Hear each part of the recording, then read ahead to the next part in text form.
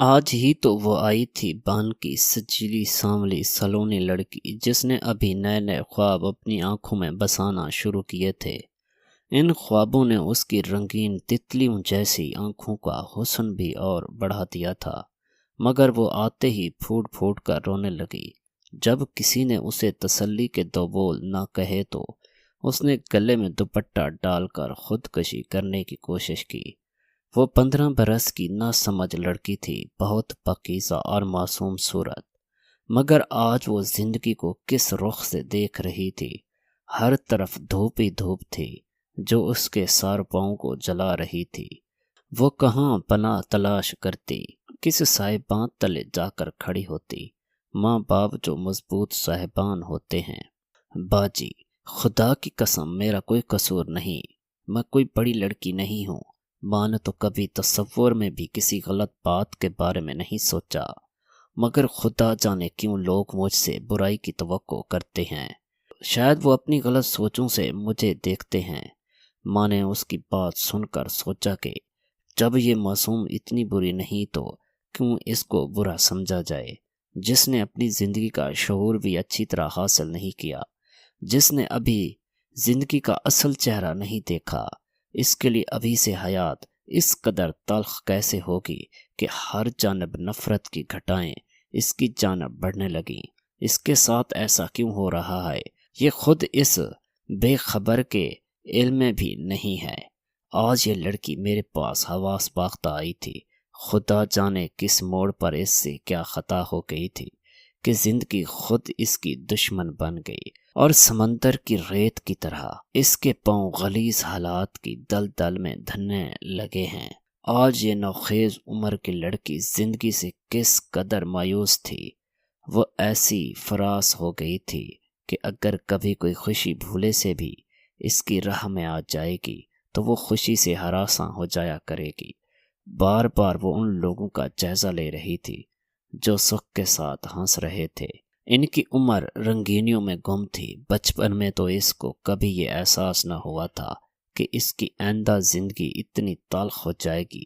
جوانی کی دہلیز پر قدم رکھتے ہی اس کے اپنے ہی لوگوں نے یہ احساس دلا دیا کہ وہ اب کھل کر سانس بھی نہیں لے سکے گی۔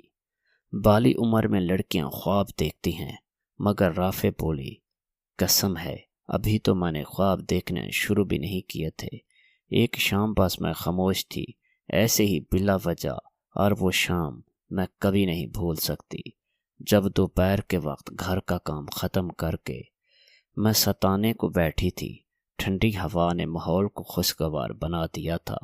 شام ڈھلنے کو ہوئی تو وقت تھم سا گیا، سما اور بھی سہانا ہو گیا تو میرا دل خود بخود خوشی سے جھومنے لگا۔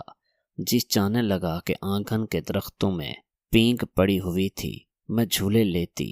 میں اپنی صحن میں کھڑی نیم کے پیڑ کی طرف دیکھتے ہوئے سوچ رہی تھی کہ ابھی تو میں نے صحن صاف کیا ہے اور یہ پتے پھر ٹہنیوں پر سے بکھر گئے ہیں، کیوں نہ ان کو ایک بار پھر سے سمیٹ دوں کہ مجھے کوڑا کرکٹ سے بھرا آنگن بالکل بھی اچھا نہیں لگتا تھا۔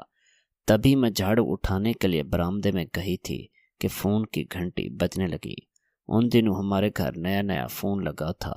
اس خوشی میں بھاگ کر فون اٹھا لوں، ماں نے ہاتھ میں پکڑی جھاڑو پھینک دی۔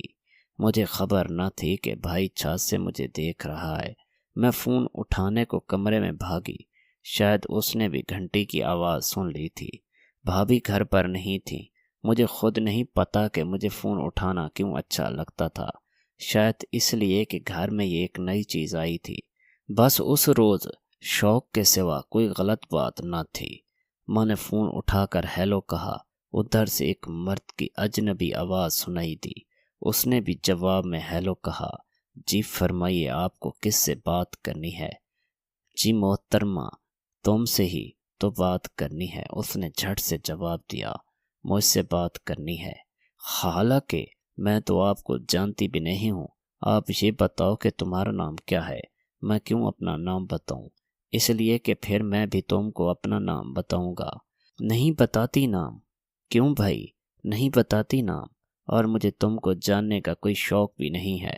اچھا نام نہیں بتاتی تو مت بتاؤ، مگر یہ بتاؤ کہ کون سی کلاس میں پڑھتی ہو؟ کیوں کیا تم نے میرے پرچوں کے نمبر لگانے ہیں؟ اچھا بھائی چلو اتنا ہی بتا دو کہ تم رہتی کہاں ہو، کیوں کیا تم میرے ابا کو لینے آ رہے ہو؟ خیر تو ہے، شاید تمہارا دماغ کھسک گیا ہے۔ سچ کہتی ہوں میں نے اس کو کچھ بھی نہیں بتایا، بھلا میں ایک اجنبی کو اپنا نام پتہ کیوں بتا دیتی؟ میں فون بند کرنے لگی تو وہ بولا، آخری بات، پھر فون نہیں کروں گا، بولو۔ آخری بات یہ کہ تمہاری آواز بہت پیاری ہے، کالی کو کل جیسی۔ اس پر مجھے ہنسی آ گئی اور میں ہنستے ہوئے بولے، اور تم کالے کوے جیسے۔ یہ کہہ کر میں نے فون رکھ دیا۔ مجھے خبر نہ تھی کہ میرا بھائی میرے پیچھے کھڑا ہے۔ اس نے مجھے ہنستے ہوئے دیکھ کر پوچھا، رافیہ کس کا فون ہے اور تم کس سے باتیں کر رہی تھی؟ میں تو خوف سے پیلی پڑ گئی، میرے ہاتھ پاؤں ٹھنڈے اور گھبراہٹ چھپانے کی ناکام کوشش کر رہی تھی۔ بھائی کے تیور بگڑے ہوئے تھے۔ اس نے گرج کر کہا، سچ سچ بتاؤ کس کا فون تھا اور تم کس کے ساتھ ہنس ہنس کر باتیں کر رہی تھی؟ آخر کون کمینہ تھا فون پر؟ وہ برس رہا تھا۔ بھیا کہا نا کہ رانگ نمبر تھا۔ رانگ نمبر تھا تو فوراً بند کیوں نہیں کر دیا؟ اتنی دیر تک باتیں مٹھارنے کی کیا ضرورت تھی؟ کیا ہر سوال کا جواب رانگ نمبر کرنے والے کو دینا ضروری ہوتا ہے؟ جواب دو مجھے اس بات کا۔ بھیا میں کوئی بری باتیں نہیں کر رہی تھی، کہا نا کہ رانگ نمبر تھا۔ میں بیچارگی سے بول رہی تھی، مگر بھائی کا غصہ بڑھنے لگا۔ تم ایسے نہیں بتاؤ گی؟ پھر وہ مجھے گھسیٹتا ہوا سین میں لے گیا اور دھمکیاں دینے لگا کہ جلدی بتا دو وہ کون شخص ہے، ورنہ مجھے پوچھنا آتا ہے میں تم کو جان سے مار ڈالوں گا۔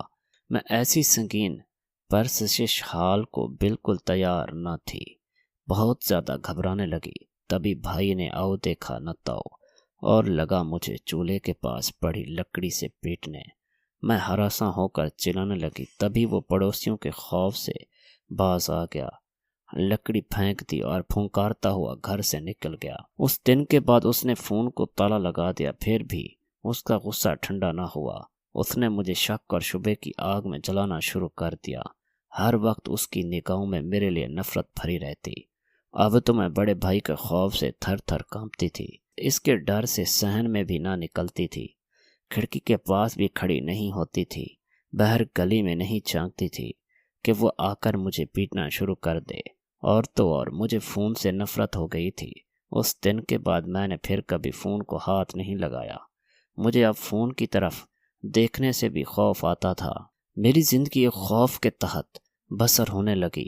ایسی اذیت تھی جو آیت آیت اثر کر زور لرزہ کی مانند مجھے اندر اندر سے تھی، جو آہستہ آہستہ اثر کرنے والے زہر کی مانند مجھے اندر اندر سے کھا رہی تھی۔ میں اس اذیت بھرے ڈر کو ہرگز الفاظ میں بیان نہیں کر سکتی تھی۔ ابھی میں اس اذیت سے چھٹکارا نہیں پا سکی تھی کہ ایک دن غضب ہو گیا۔ بتاتی چلوں کہ میرے ماں باپ مر چکے تھے اور میں بھائی کے پاس رہتی تھی۔ اس دن میں گھر میں اکیلی تھی، بھابھی میکے گئی ہوئی تھی کہ اچانک کسی نے بیل دی۔ میں نے دروازہ کھولا، سمجھی شاید بھابھی آ گئی ہیں، مگر وہاں ایک نوجوان کھڑا تھا، شاید کسی تنظیم سے وابستہ تھا۔ وہ چندہ مانگنے آیا تھا۔ میں نے بس اتنا ہی پوچھا تھا کہ تم کون ہو بھائی، کہ اوپر سے میرا بھائی آ گیا۔ اس نے نوجوان کو مشکوک نگاہوں سے دیکھا، پھر کہا، بھاگ یہاں سے، کوئی چندہ نہیں ہے۔ میں تو فوراً کمرے میں چلی گئی۔ جانے اور کیا کچھ بھائی نے اس سے سوال جواب کیے، مجھے نہیں معلوم، لیکن آ کر بھائی صاحب میرے تو گلے ہی پڑ گئے۔ کون تھا وہ؟ سچ بتاؤ، تم اس سے کیا باتیں کر رہی تھی؟ میں نے لاکھ قسمیں کھائیں کہ ایسی کوئی بات نہیں، میں تو اس آدمی کو جانتی بھی نہیں۔ پھر جب بیل پر ڈور کے دروازے پر جاتی ہی کیوں ہو بھائی جان؟ جب گھر میں کوئی نہ ہو تو مجھے ہی جانا پڑتا ہے۔ جھوٹ بولتی ہو تم، پہلے بھی کتنی بار یہ چندے کے بہانے آتا رہا ہے۔ کیا اس دن تم فون پر اسی سے باتیں کر رہی تھی؟ میں نے لاکھ یقین دلایا کہ ایسی کوئی بات نہیں، میں اس آدمی کو نہیں جانتی، یہ پہلے کبھی نہیں آیا۔ مگر ان کا شک دور نہ ہوا اور یہی چاہ رہے تھے کہ میں ہر صورت بس اقرار کر لوں، میں اس نوجوان کو پہلے سے جانتی ہوں۔ خدا جانے میرا بھائی کیا چاہتا تھا۔ ایک دن وہی نوجوان اسے پھر سے ہماری گلی میں نظر آ گیا۔ وہ اب ہمارے برابر والے دروازے کی بیل بجا رہا تھا۔ بھائی سمجھا کہ ان کو آتا دیکھ کر وہ دوسرے گھر کے دروازے کی جانب چلا گیا۔ بس انہوں نے اسے چھا لیا۔ بولے کمینے، اب میں تجھے نہیں چھوڑوں گا، تیری تو میں جان ہی لے کر چھوڑوں گا۔ جان چکا ہوں کہ تو ادھر کے چکر کیوں لگاتا ہے۔ وہ لاکھ کہتا رہا، بھائی صاحب میں چندہ لینے آتا ہوں، آپ کی گلی کے بہت سارے گھرانے ہمارے مدرسے میں اور یتیم خانے کے لیے چندہ دیتے ہیں، مگر بھائی نہ مانا۔ ایسے اس کا ٹھکانہ اور نام پتہ سب لکھوا لیا اور کہا تم میرے پاس فلاں جگہ آ جانا، وہاں پر میرا دفتر ہے، وہاں آ کر چندہ لے جانا، لیکن خبردار جو میرے گھر کی بیل بجائی، اس کے بعد تو میرے بھائی نے میری زندگی ہی اجیرن کر ڈالی۔ ہر وقت کہتے، اب اگر اس چندے والوں کو ادھر دیکھا آیا ہے تو میں نہ صرف تجھ پر تیزاب پھینک کر تیری صورت بگاڑ دوں گا، اس کو بھی جان سے مار دوں گا، ورنہ تو باز آ جا، تو اپنی اچھی شکل پر ہی اتراتی ہے، غیر مردوں سے عشق بازی کرتی ہے، تجھ کو گھر کی عزت کا ذرا بھی خیال نہیں ہے۔ میں بس اسی خوف سے تھر تھر کانپتی تھی کہ کسی روز سوتے میرا بھائی مجھ پر تیزاب نہ پھینک دے اور میری صورت بگاڑ نہ دے۔ میں تو اب سکھ کی نیند بھی نہیں سو پاتی تھی۔ بھابھی بھی بھائی کو سمجھاتی تھی کہ خواہ مخواہ کیوں اپنی معصوم بہن پر شک کرتے ہو، اب تو وہ اسکول بھی نہیں جاتی، سارا دن گھر میں رہتی ہے، مگر ان پر اثر نہ ہوتا تھا۔ ایک دن وہ بد نصیب چندہ مانگنے والا بھائی کے پاس دفتر چلا گیا۔ اسے تو چندہ مانگنا ہی تھا، کیونکہ تنظیم کی طرف سے یہ کام اس کے سپرد تھا۔ مقررہ ہدف پورا کرے، اسے دیکھتے بھائی کا پارا چڑھ گیا اور انہوں نے اس پر حملہ کر دیا۔ نہ جانے کتنا بھاری گلدان اس کے سر پر مارا کہ وہ زمین پر گر گیا۔ گلدان پیتل کا تھا۔ وہ بیچارہ ادھان پان سا مصیبت کا مارا لڑکا گلدان کی چوٹ سے ہی مر گیا۔ پولیس بھائی کو گرفتار کرنے کو سرگرداں تھی اور یہ چھپے ہوئے تھے۔ بھابھی کے بھائی نے آ کر خبر دی تو بھابھی اور میں رونے لگے۔ بس اسی رات ہی خوف سے منہ اندھیرے گھر سے نکل پڑی۔ مجھے لگتا تھا کہ موقع ملتے ہی بھائی گھر آئے گا اور مجھے بھی جان سے مار دے گا۔ جب اس چندے والے پر رعایت نہیں کی، اس کو جان سے مار دیا تو مجھے کیوں چھوڑ دیں گے۔ گھر سے نکل کر گئی تو اب خود مجھے پتہ نہیں تھا کہ کہاں جا رہی ہوں۔ نہ منزل کا پتہ تھا اور نہ راستوں کی خبر۔ گشت پر پھرتے ہوئے ایک پولیس آفیسر نے مجھے پکڑ لیا اور عدالت لے آیا اور اب مجھے دارالامان لے آئے ہیں۔ ان دنوں میں ہی دارالامان کی انچارج تھی۔ جب رافع کو وہاں لایا گیا تھا، اس کی باتیں سنی تو دل خون کے آنسو رو دیا۔ جن پھولوں کی حفاظت کی صورت ہوتی ہے، ہم ان کو کتنی بے دردی سے رونت ڈالتے ہیں۔ ایک معصوم لڑکی کی زندگی اپنے سگے بھائی کی نفرت اور شک و شبہ کی وجہ سے اجیرن ہو گئی تھی۔ اب وہ زندگی سے مایوس نظر آتی تھی۔ گھر جو ایک لڑکی کی سب سے مضبوط پناہ گاہ ہوتا ہے، وہ اسی کو چھوڑنے پر مجبور ہو چکی تھی۔ ٹیلی فون سے اس کو خوف آتا تھا، بھائی کی محبت پر شک کا سام پہرا دے رہا تھا۔ وہ مایوسی کی باڑ میں کیوں نہ گرتی۔